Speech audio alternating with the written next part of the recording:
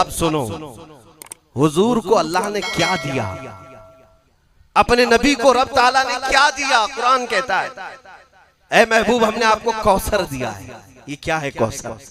اب ہم دیکھتے ہیں اللہ کی بارگاہ میں قلیل کیا چیز ہے، تو قرآن کہتا ہے قل متاع الدنیا قلیل۔ محبوب آپ فرما دی یہ پوری دنیا کا سامان قلیل ہے، تھوڑا ہے۔ پوری دنیا جس میں میں بھی آ گئے، آپ بھی آ گئے، یہ سارے درخت، پیڑ پودے، چرند پرند، حیوانات، جنات، زمین آسمان، چاند سورج ستارے سب آ گئے، یہ ساری چیزوں کو اللہ کیا فرما رہا ہے؟ یہ قلیل ہے۔ کیا ہے؟ بات سمجھ میں آ رہی ہے؟ اس زمین پر موجود ساری چیزیں، ساری مخلوقات، ساری کائنات اللہ کی بارگاہ میں قلیل ہے، اور قلیل کا اپوزٹ کیا آتا ہے؟ کثیر۔ یعنی یہ پوری دنیا سے ڈبل ہو تو اسے کثیر کہیں گے، اور اس سے بھی زیادہ ہو تو اکثر کہیں گے، اکثر کہیں گے، اور اکثر سے بھی زیادہ ہو تو کوثر کہیں گے۔ اب اللہ فرماتا ہے محبوب ہم نے آپ کو یہ پوری دنیا کے برابر قلیل نہیں دیا، اور نہ ہی اس کا ڈبل کثیر دیا، اور نہ ہی اس سے زیادہ کوثر دیا۔ جہاں کسی کا ذہن بھی نہیں جاتا محبوب ہم نے آپ کو کوثر عطا کیا ہے، اکثر بھی نہیں، کوثر۔ میرے نبی کریم صلی اللہ علیہ وسلم کو مولا نے کیا دیا اندازہ بھی نہیں کر سکتے میرے عزیزوں۔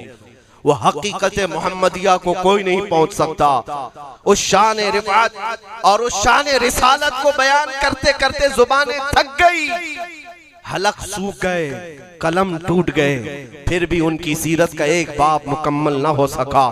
حضور کی تعریف کرنے والے اخیر میں یہ کہہ گئے لیکن رضا نے ختم سخن اس پہ کر دیا، خالق کا بندہ خلق کا آقا کہوں تجھے۔ اے میرے عزیزو شان رسالت کو میں کیا بیان کروں؟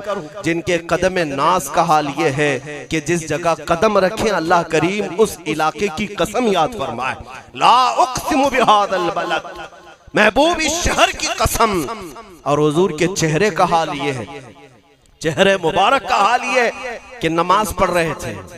پہلے مسلمانوں کا قبلہ بیت المقدس تھا، حضور بیت المقدس کی طرف منہ کر کے نماز پڑھا رہے، ظہر کی 2 رکعت ہو چکی ہے۔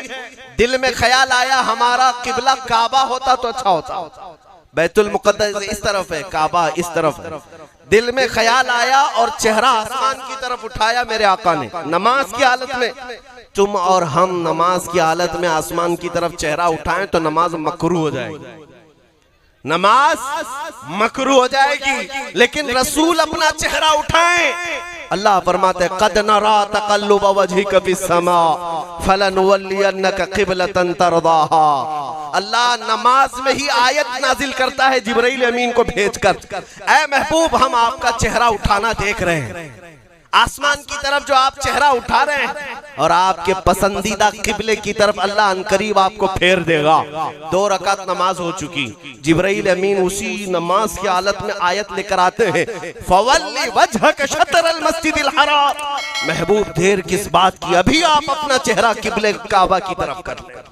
فوراً کعبے کی طرف آپ کو حکم ہو گیا، 2 رکعت بیت المقدس کی طرف منہ کر کے پڑھا، اور 2 رکعت خانہ کعبہ کی طرف۔ اور جب میرے آقا کا چہرہ کعبے کی طرف ہو گیا، اب قانون یہ آیا اب قیامت تک آنے والے ہر مسلمان کا قبلہ کعبہ ہی ہوگا، اس لیے کہ چہرہ میرے رسول کا کعبے کی طرف ہوگا، چہرہ رسول کا کعبے کی طرف ہو گیا، اب کوئی اس قبلے کو بدل نہیں سکتا۔